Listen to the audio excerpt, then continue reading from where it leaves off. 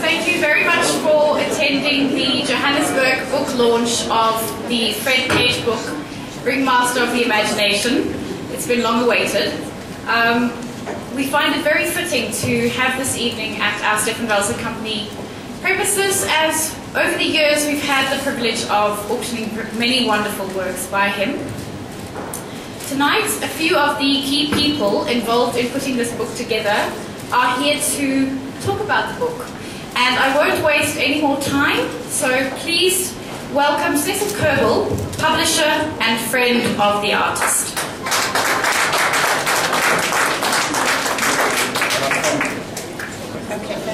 Good evening, ladies and gentlemen. Before I continue, please don't wake me up from this 25-year-old dream.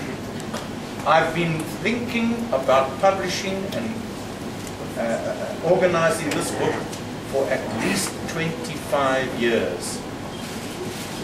I got to a stage about 2 years ago where I just could not continue because I don't have the artistic background and knowledge. And then I was introduced to a lady who is now hiding from me. Come here. This lady is the co-authoress, Jean Wright. She's absolutely fantastic. Jean has a master's degree in fine art, was a lecturer in art at Rhodes University, is now retired. I approached her to continue and finalize the book, which she did, and did all the script. So, Jean, if it wasn't for you, this book would not have been published now. And I don't know if anybody else would have done it. So, obviously, I'm very, very pleased that Jean undertook the job. I'd like to also thank the sponsors of this book who are listed, some of them in the biography, some not. Some are here this evening, most are not here. There are a lot of people to thank. I'm not going to mention names, except that obviously we must say to Stefan Welser Company, Dr. Fred Scott, his assistants, the staff here, for putting together this fantastic exhibition, mostly from private collections, for organizing this launch, and for everything that they have done to get Fred Page well known, as he is and will become better. So, thanks very much for coming. Enjoy the book. It's a fascinating story. Don't just look at the pictures, read, and it's very easy reading due to Jean. Thanks very much.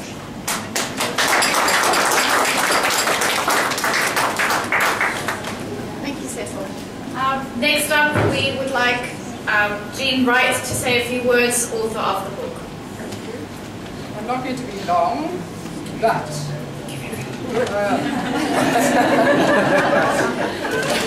I decided to tackle something which is very personal for me. I just want to say a few words about the process of interpreting an artist's work. Unlike other artistic disciplines, the visual art is the one form which needs language to make it accessible to a wider public. A friend of mine who is an artist says he can only ever believe in an artist's work if it bears traces of struggle and flaws. He says it defines the intensity with which the artist presents his world. If this is to be accepted, Fred Page scores on both points. I would like to add that making art is a very scary way of presenting your psychology to the public. Therefore, interpreting an artist's intentions, especially when he's not around along, is quite a responsibility. It has to be approached with some insight, plenty of respect for the artist's ideas, even if you do find them weird, flexible thinking, and the right choice of words. For the most part, Page was a very reclusive and secretive man about his intentions on two dimensions. Much of what he painted and drew was a private game, which he played with his intellect. So what you think of the paintings will depend on your take. It's very left, very open-ended for you to interpret. Everybody's got their own version. It's been an interesting facet of working with people who own Page and interacting with those who knew him. There are also no dramatic details from his life which give you clues as to where the images come from, because he mostly lived in his head. In my role as a biographer, my experience as a practicing artist gives me a platform to articulate something about the feelings which every artist experiences when he faces a blank canvas or a white piece of paper. It's that terror of the blank piece of paper, which as an artist, you don't know where to begin, and then you put the first mark down, and you follow what goes on in your head. It's liberating, and there's also a high when you get it right. It's also a very personal sparring match with the imagination and the intellect, and it's governed by the technical ability to get it out into the chosen media. From the evidence available in Page's images, there's no doubt that he did battle with demons, both personal and technical. I think the lasting impression of the man is his dogged determination over his lifetime to give tangible form to what was going on in his head. This puts the work in a category of its own. The benchmark I use for this kind of assessment is the artist's degree of passion and commitment to his oeuvre. Also, the decision that he took voluntarily not to be seduced by adulation and not to be affected by criticism. They're both insidious facets of the art world which seduce the artist away from the white heat of creativity. That takes a particular kind of courage, and it takes self-knowledge, tough-mindedness, and discipline. They're very old-fashioned attributes these days. And in an age where an artist is giving to expose his psychology, his psyche, or his navel in the crassest way possible. I like the fact that Page is opaque. I like the fact that you don't get it the first time round, and that the images draw you back time and again to ask what he's on about. You find tiny details at the back of these dark paintings which give you clues as to the way that he operated. I hope I presented in this book enough avenues for you to go down, or lines of thought for you to pursue, to give you the kind of, to engage and introduce you to this one-of-a-kind personality, and I think he is one of a kind. I salute the intellectual courage which it took for this introverted, reticent man to liberate his very fertile imagination in the face of his background, his circumstances, and his social position. He has earned a respected place in South African art. Thank you.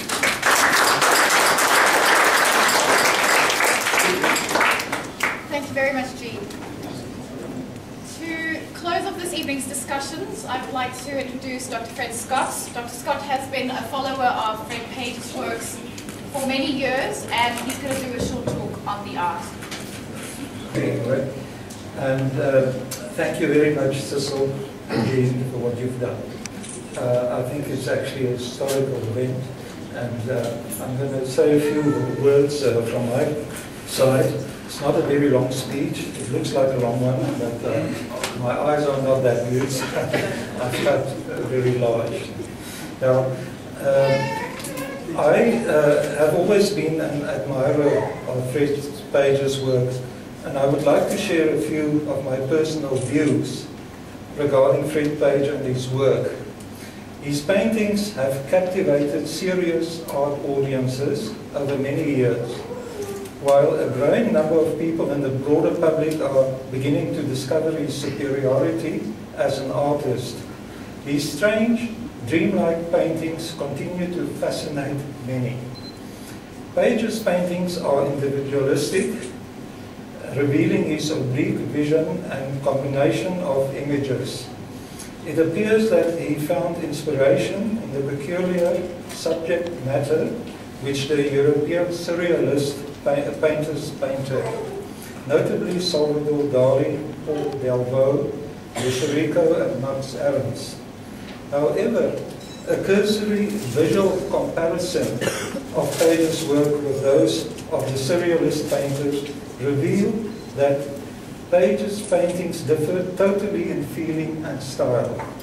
One can in all right say that a part of Page's oeuvre is a further extension and addition to surrealism.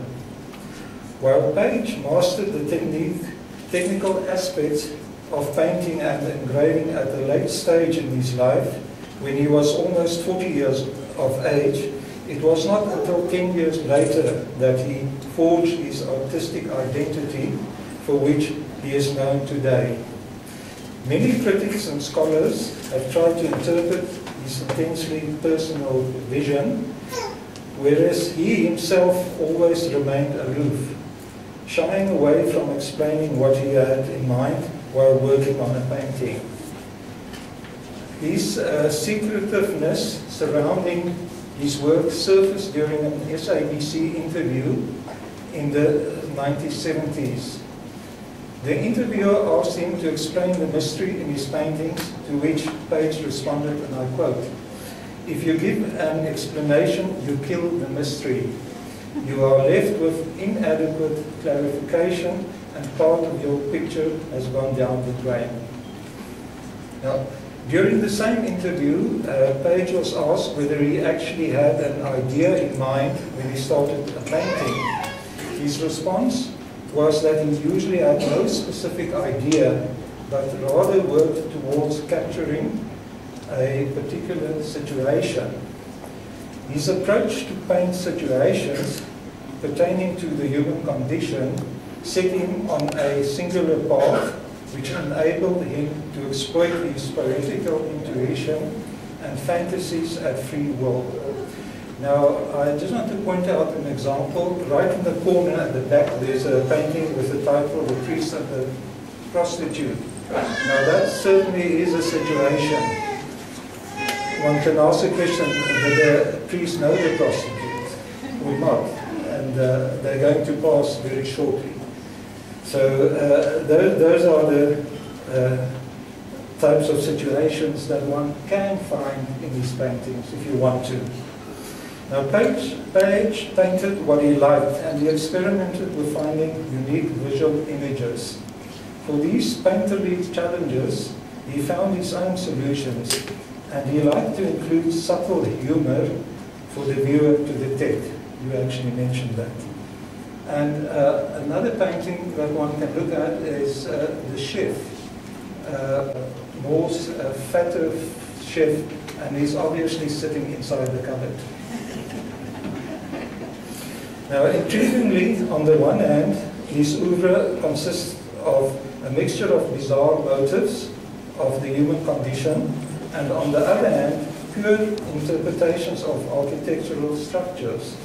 The latter subject studies often included unusual elements, such as an insect, a bird, a dog, a horse, or an outcast figure.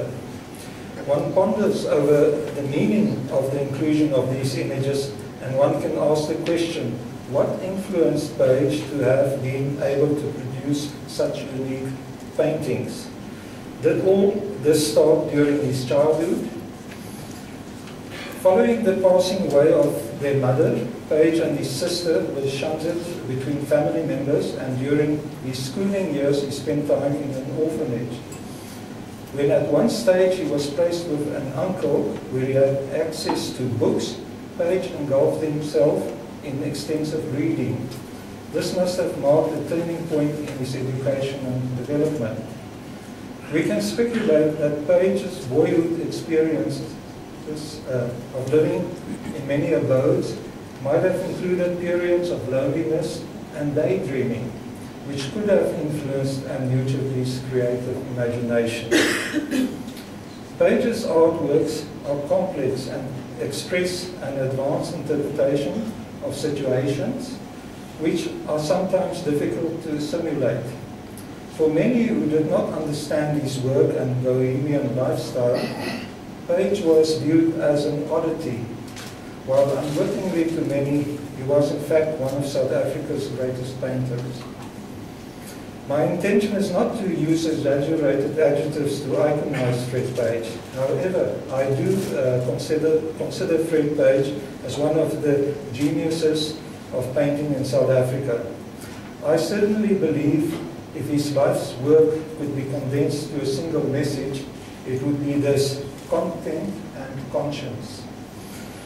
It's informative to refer to a passage which Vincent van Gogh wrote in a letter to his brother Theo in 1878. I quote, One must never let the fire in one's soul die, for the time will inevitably come when it will be needed. And he who chooses poverty for himself and loves it possesses a great treasure and will hear the voices of his conscience address him even more clearly. He who hears that voice in his innermost being and follows it finds in it a friend at last and is never alone. I think that there are some similarities between the two artists' lives. Now, I unfortunately never had the opportunity to meet Fred Page. However, this magnificent publication that's available tonight by Cecil and Jean, an objective history is presented on what is known about Fred Page's life. Interesting tales and anecdotes regarding his life are recorded in the biography, and it makes the book essential reading for those who already know his art, as well as for people who are discovering his art. I would like to conclude with the following observation. Page's paintings, drawings, and engravings set forth a profound autobiographical legacy and artistic testament, which I interpret as a remarkable revelation of both his originality and his alternative lifestyle. I believe that Fred Page was respectful of his fellow human beings. He was an extremely humble and generous person who later in his life, through personal choice, isolated himself from society. He found joy in walking the streets of Port Elizabeth's Central District, documenting structures and painting surreal situations that took viewers to the threshold of mystery. Thank you very much.